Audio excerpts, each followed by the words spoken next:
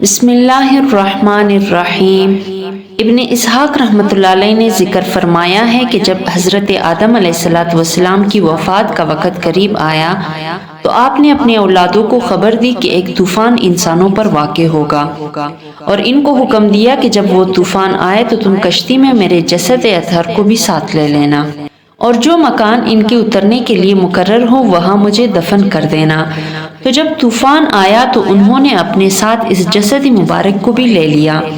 تو جب زمین پر اترے تو حضرت نوح علیہ السلام نے اپنے بیٹوں کو حکم فرمایا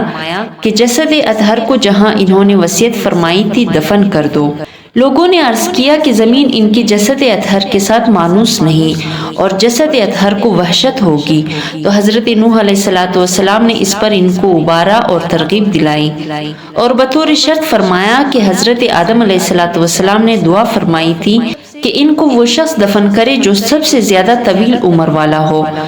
تو تب ان کا جسد اطہر ان کے پاس ساتھ رہا، حتیٰ کہ خضر علیہ السلام نے ان کے دفنانے کی ذمہ داری اٹھائی، اور اللہ نے ان کے وعدے کو پورا فرمایا، تو وہ جب تک بھی اللہ چاہے زندہ ہے۔ خضر علیہ السلام کا نام بلیہ تھا، اور خضر علیہ السلام کی والدہ رومیہ تھی اور ان کے والد فارسی تھے۔ حضرت ابی بن کعب رضی اللہ تعالیٰ عنہ فرماتے ہیں کہ رسول اکرم صلی اللہ علیہ وسلم نے انہوں نے نقل فرمایا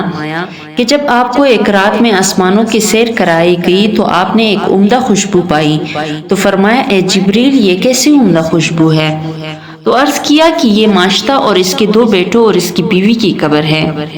اور اس کی ابتدا یوں ہوئی کہ حضرت خضر علیہ السلام بنی اسرائیل کی شرفاء اور بزرگ لوگوں میں سے تھے، اور ان کی گزرگاہ میں ایک راہب اپنے صومعے میں پڑھتا تھا، تو راہب ان کے پاس آتا اور ان کو اسلام سکھاتا۔ جب خضر علیہ السلام جوان ہوئے تو ان کے والد نے ان کی شادی ایک خاتون سے کر دی،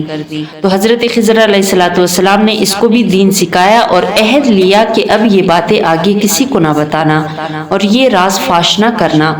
اور چونکہ خضر علیہ السلام عورتوں کے قریب نہ جاتے تھے اس لیے آپ نے اپنی بیوی کو طلاق دے دی۔ پھر والد نے دوسری عورت سے شادی کرا دی تو اس کو بھی اسلام سکھایا اور وہی عہد لیا اور پھر طلاق دے دی۔ تو دونوں عورتوں میں سے ایک نے تو راز کو راز میں رکھا، دوسری نے راز کو فاش کر دیا۔ پھر حضرت خضر علیہ السلام وہاں سے بھاگ کر سمندر کی ایک جزیرے میں پہنچے، تو 2 آدمی جو لکڑیاں چن رہے تھے انہوں نے آپ کو دیکھ لیا، تو ایک نے تو آپ کو ظاہر کرنے سے چھپا لیا اور دوسرے نے علی الاعلان کہہ دیا کہ میں نے خضر کو دیکھا ہے۔ اس سے پوچھا گیا اور تیرے ساتھ کس نے دیکھا ہے؟ کہاں فلانے نے۔ تو فلانے سے پوچھا گیا تو فلانے نے جیسے پہلے چھپایا تھا اب بھی چھپائے رکھا، جس سے دوسرا جھوٹا ہو گیا، اور اس وقت جھوٹے کی سزائے موت تھی تو اس کو قتل کر دیا گیا۔ اور راز چھپانے والے نے اسی عورت سے شادی کر لی تھی جس نے پہلے حضرت خضر علیہ السلام کا راز چھپایا تھا، اور یہ فرعون کے محل میں خادمہ تھی۔ تو ایک مرتبہ یہ فرعون کی لڑکی کو کنگھی کر رہی تھی کہ ہاتھ سے کنگھی چھوٹ کر نیچے گر گئی، تو اچانک عورت کے منہ سے نکلا بسم اللہ، تو لڑکی نے باپ کو خبر دی، اور اس خادمہ کی 2 لڑکے اور ایک شوہر تھا۔ فرعون نے ان کے پاس قاصد بھیجا تو اس نے دونوں میاں بیوی کو ان کے دین اسلام سے پسلانا چاہا، لیکن وہ مرتد ہونے سے باز رہی، جس پر اس نے کہا کہ میں تم کو قتل کر دوں گا۔ انہوں نے کہا کہ تیرا احسان ہوگا کہ تو اگر ہمیں قتل کرے تو ہم دونوں کو ایک ہی قبر میں دفن کر دے۔ تو اس نے قتل کر کے دونوں کو ایک ہی قبر میں دفن کر دیا۔ تو پھر حضرت جبرائیل علیہ السلام نے عرض کیا یا رسول اللہ آپ نے اس سے اچھی خوشبو نہ پائی ہوگی، حالانکہ آپ جنت میں بھی داخل ہوئے ہوں گے، اور یہ ان کی قبر سے مہک رہی ہے۔ حضرت ابو ہریرہ رضی اللہ تعالیٰ عنہ سے مروی ہے کہ آپ صلی اللہ علیہ وسلم نے فرمایا کہ آپ کا نام خضر اس وجہ سے پڑا کہ آپ ایک خشک سفید گھاس کی جگہ پر تشریف فرما ہوئے، تو وہ آپ کے بعد سرسبز شاداب لہلہانے لگی۔ حضرت مجاہد رحمۃ اللہ علیہ فرماتے ہیں کہ خضر کو خضر اس لیے کہا جاتا ہے کہ جب بھی وہ نماز ادا فرماتے تو ان کے ارد گرد کی جگہ سرسبز ہو جاتی تھی۔ جمہور علماء فرماتے ہیں کہ خضر علیہ السلام اب تک باقی ہیں۔ کہا گیا ہے کہ چونکہ انہوں نے طوفان نوح کے بعد آدم علیہ السلام کو دفن فرمایا تھا، اس لیے ان کو والد کی دعا کی طفیل لمبی زندگی ملی، اور ایک قول ہے کہ انہوں نے آب حیات نوش فرمایا تھا تو اس وجہ سے زندہ ہے۔ حضرت ابو سعید خدری رضی اللہ تعالیٰ عنہ سے روایت ہے کہ آپ صلی اللہ علیہ وسلم نے ارشاد فرمایا کہ حضرت موسیٰ علیہ السلام حضرت خضر علیہ السلام کے پاس تشریف لائے، اور وہ عمدہ مہکتی خوشبو والے انتہائی سفید کپڑوں والے نوجوان تھے، اور آ کر کہا السلام علیکم ورحمۃ اللہ، اے موسیٰ بن عمران تیرا رب تجھ کو سلام فرماتا ہے۔ موسیٰ نے فرمایا وہی سلامتی والا ہے اور اس کو بھی سلام ہو، اور تمام تعریفیں رب العالمین کے لیے ہیں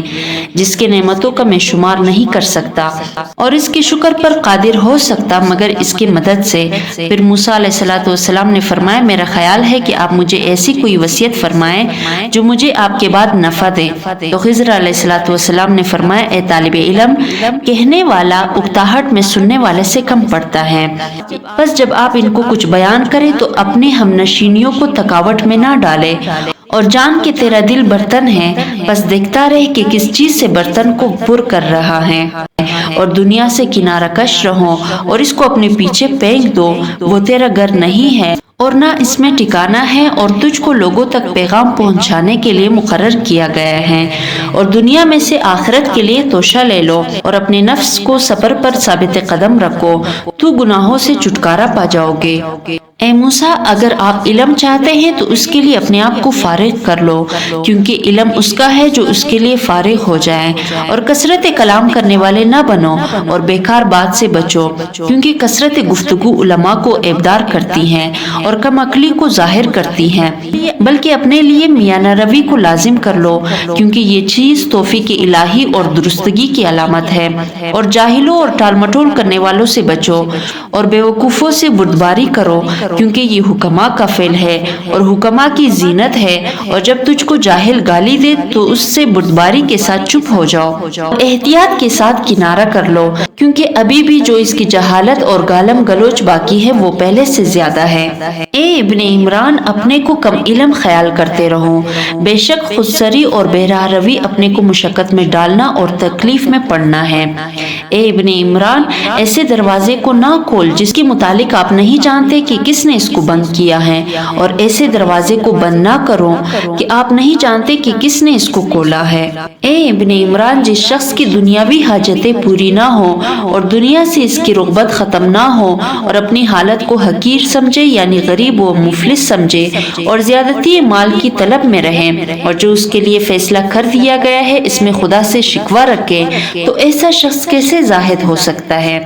جس کی خواہش نفسانیہ اس پر غالب آ جائے تو کیا وہ شہوات سے بچ سکتا ہے؟ کیا اس کو طلب علم نفع دے سکتا ہے؟ جبکہ جہالت کی تاریکی نے اس کو اپنے لپیٹ میں لے رکھا ہے، کیونکہ ظاہر میں ان کی کوشش تو آخرت میں ہے اور در حقیقت وہ دنیا پر مر مٹا ہے۔ اے موسیٰ وہی سیکھ جس پر تو عمل پیرا ہونا چاہتا ہے، اور اس لیے نہ سیکھ کہ تو اس کے ساتھ تقریر کرے، تو پھر ایسا علم تیرے لیے نیکی اور تیرے غیر کے لیے نور ہوگا۔ اے موسیٰ بن عمران زہد و تقوی کو اپنا لباس بنا لے اور علم و ذکر کو اپنا کلام بنا لے، اور نیکیوں کی کثرت کر، کیونکہ برائیاں تو خود ہی ہوتی رہتی ہیں، اور اپنے دل کو خوف کے ساتھ ساتھ رکھ، یہ تیرے رب کی خوشنودی کا ذریعہ ہوگا۔ اگر تو نے ان باتوں کو محفوظ کر لیا تو نصیحت پا گیا۔ پھر حضرت خضر علیہ السلام رخ زیبا لے کر چل دیے، اور موسیٰ علیہ السلام رنجیدہ زدہ روتے رہ گئے۔